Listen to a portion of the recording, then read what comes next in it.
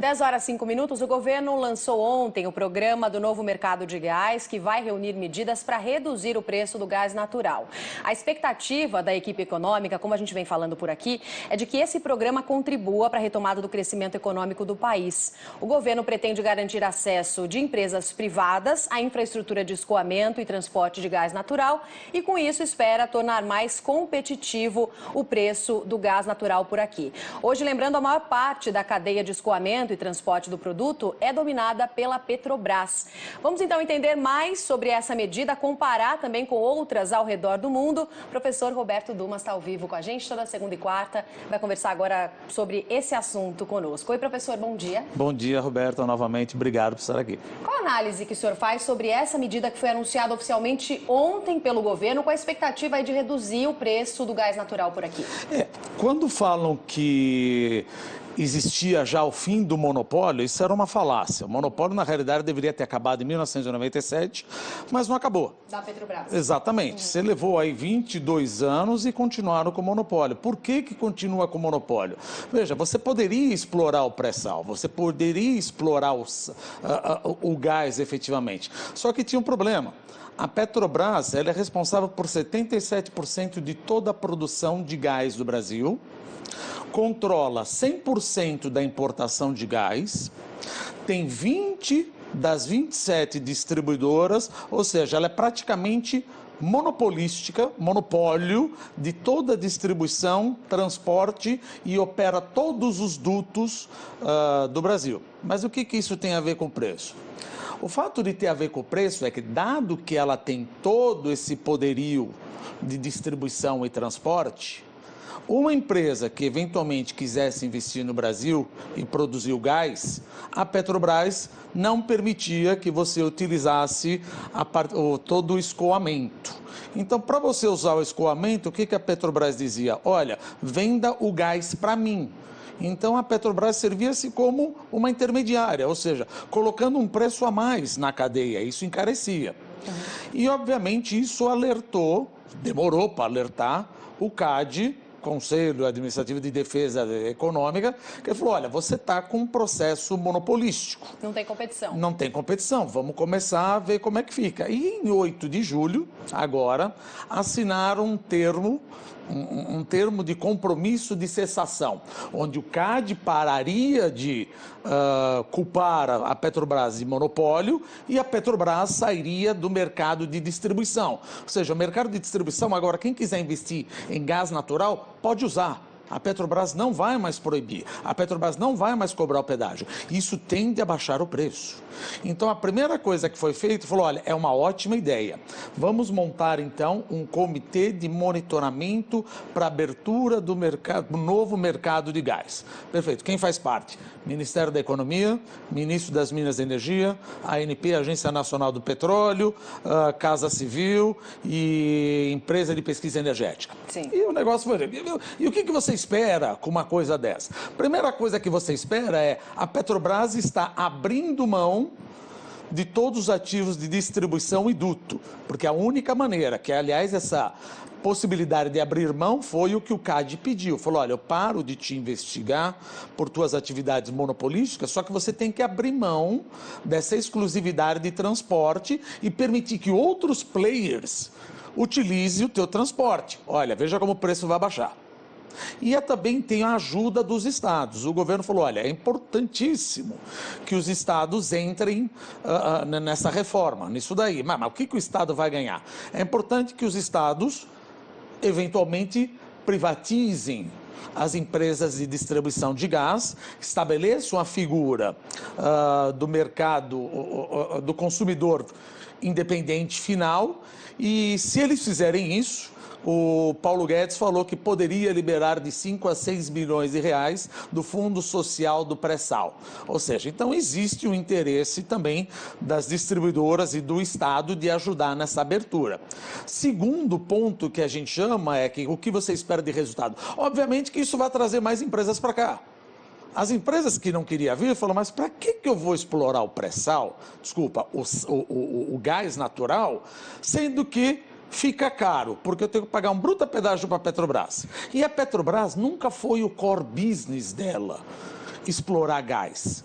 Ela pegava o gás, mas o que ela queria mesmo era o petróleo. Ela pegava o gás, mas como não queria o gás, ela queimava ou reinjetava novamente. Então você não tinha essa produção. Não era o grande interesse. E quem queria produzir não poderia transportar. Então ficou numa coisa, não, mas você pode, mas no final das contas não pode usar para transportar. Então virou um monopólio. Então a hora que quebra isso daqui, obviamente que teremos investimento muito maior agora na exploração de gás. E tem um outro ponto que eu acho bacana, que eu acho que na minha humilde opinião é uma visão nova que a gente poderia trazer, que é a necessidade, a urgência que o governo está olhando a urgência de monetização dessas reservas de gás, que eu acho que isso aí é um ponto. Em que sentido, professor? O que é monetização de gás? É transformar esse dinheiro. Por quê? Se você pegar a China ela é dependente 70% de importação de petróleo. Ela depende de importação de petróleo de quem? Do Irã. Ou seja, vira e mexe, o Irã está em encrenca com os Estados Unidos, pode ter sanção, vai ter problema. Depende do Iraque, que a segurança é terrível. Depende do Sudão, que vira e mexe, está sempre em guerra civil. Depende da Venezuela, que obviamente, dado o problema econômico que está lá, não consegue produzir. E o que é pior, você depende do petróleo do Oriente Médio e eventualmente pode vir os Estados Unidos, que garante o transporte desses cargueiros petroleiros, falou, olha, não vou garantir mais.